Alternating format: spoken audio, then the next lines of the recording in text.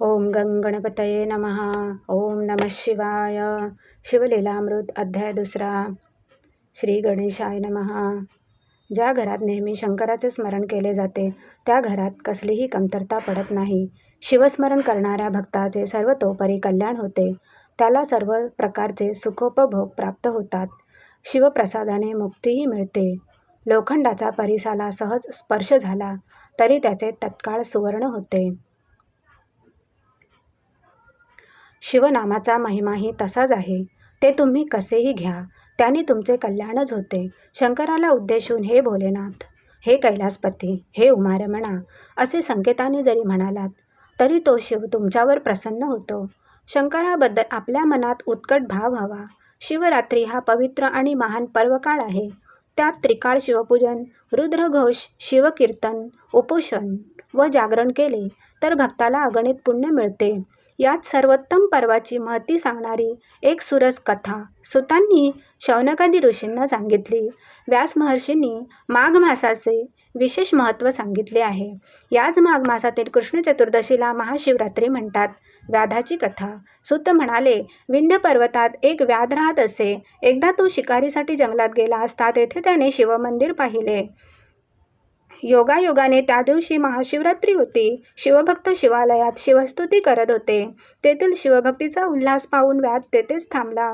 त्याने सर्व सोहळा डोळे भरून पाहिला आणि त्याला त्या लोकांची गंमत वाटली. त्याची चेष्टा करण्यासाठी हर हर महादेव, शिवशंभो असे म्हणत तो शिवालयाला वळसा घालून घोर अरण्यात गेला. जाता जाता गमतीने शिव शिव म्हणू लागला. अशा तऱ्हेने त्याच्या मुखातून शिवनामाचा जप होऊन त्या नामप्रभावाने त्याने केलेली भयंकर पापे नष्ट होऊ लागली. फिरत फिरत तो एका सरोवराजवळ आला. शिकार करण्यासाठी तो सरोवराच्या काठावरच्या एका बिल्ववृक्षावर चढला. बराच वेळ गेला तरी सावज दृष्टीस पडेना.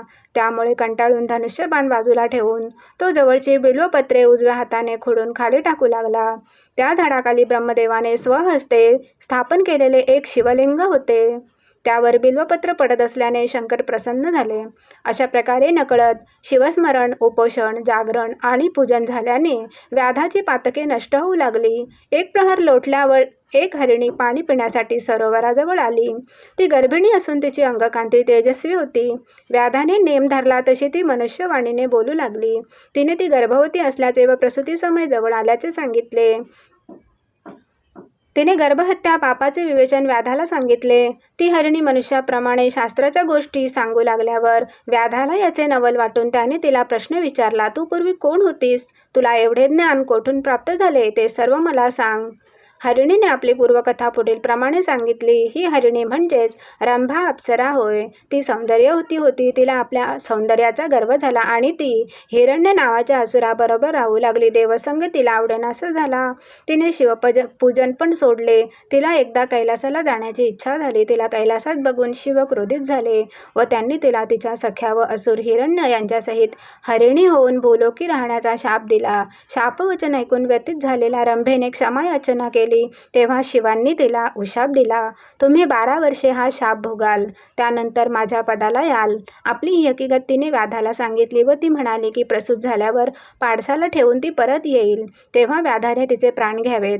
पण व्याधाचा तिच्या बोलण्यावर विश्वास बसला नाही. तेव्हा तिने महापापांचा उच्चार करून परत येण्याची शपथ घेतली. लोक स्वार्थापोटी अनेक प्रकारची पापे करण्यास उद्युक्त होतात. नाना प्रकारच्या भ्रष्ट मार्गाचे आचरण केल्याने आणि स्वधर्म सोडून दिल्याने जी पापे लागतात त्यांचे हरिणीने वर्णन केले. अशा निषिद्ध कर्मामुळे जे परिणाम भोगावे लागतात तेही सांगितले. उदाहरणार्थ, जे दुसऱ्यांच्या वर्मावर बोट ठेवून त्यांची निंदा करतात त्यांना कावळ्याचा जन्म मिळतो. जो सेवकाकडून सेवा घेऊनही त्याला वेतन देत नाही तो भिकारी होतो. आपल्या प्रजेला त्रास देणारा राजा पुढील जन्मी वाघ किंवा साप होतो. ती म्हणाली की जर शपथ घेऊनही ती परत आली नाही तर तिने सांगितलेले सर्व पापे तिला लागोत. मग व्याधाने तिला प्रसूत झाल्यावर येण्यास सांगितले. व्याध सावजाची वाट पाहत होता. तेवढ्यात दुसरी हरिणी पाणी पिण्यासाठी त्या सरोवरापाशी आली. व्याधाने तिच्यावर नेम धरला. ते पाहून जीवदान द्यावे म्हणून ती त्याची करुणा भाकू लागली. ती म्हणाली, या समय पतीचा अंगसंग मिळावा म्हणून मी उत्सुक आहे. त्याला भोगदान देऊन लवकरच मी परत येईन, तेव्हा मला मार. व्याधाला तिच्या मनुष्यवाणीत बोलण्याचे आश्चर्य वाटून तो तिला म्हणाला, तू परत येण्याचे वचन शपथेवर देत असशील तर मी तुला जाऊ देईन. हरिणीने ते मान्य केले. तिने नेहमीच्या जीवनात लोक जी अनेक प्रकारची पापे करतात त्यांचे विवेचन केले. उदाहरणार्थ, जे भाऊ एकमेकांशी वैरभावाने वागतात त्यांना मत्स्यजन्म मिळतो. पत्नीला अकारण त्रास देणाऱ्या पतीच्या कुटुंबात फूट पडते. जो उपकार कर्त्यास विसरतो तो कृमियोनीत जन्म घेतो. जो आपल्या मातापित्याला त्रास देतो त्याने ठरविलेले कोणतेही कार्य सिद्धीस जात नाही. ती म्हणाली की जर तिने परत येण्याचे वचन पाळले नाही तर तिने सांगितलेली सर्व पातके तिला लागतील. हरिणीविषयी साशंक असूनही व्याधाने तिला जाऊ दिले. ती हरिणी निघून गेल्यावर तो व्याध शिवनाम घेत सावधपणे सावजाची वाट पाहू लागला. हाताला चाळा म्हणून तो बिल्वपत्रे खोडून खाली टाकत होता. तेवढ्यात तहानलेला मृग पाणी पिण्यासाठी त्या सरोवरापाशी आला.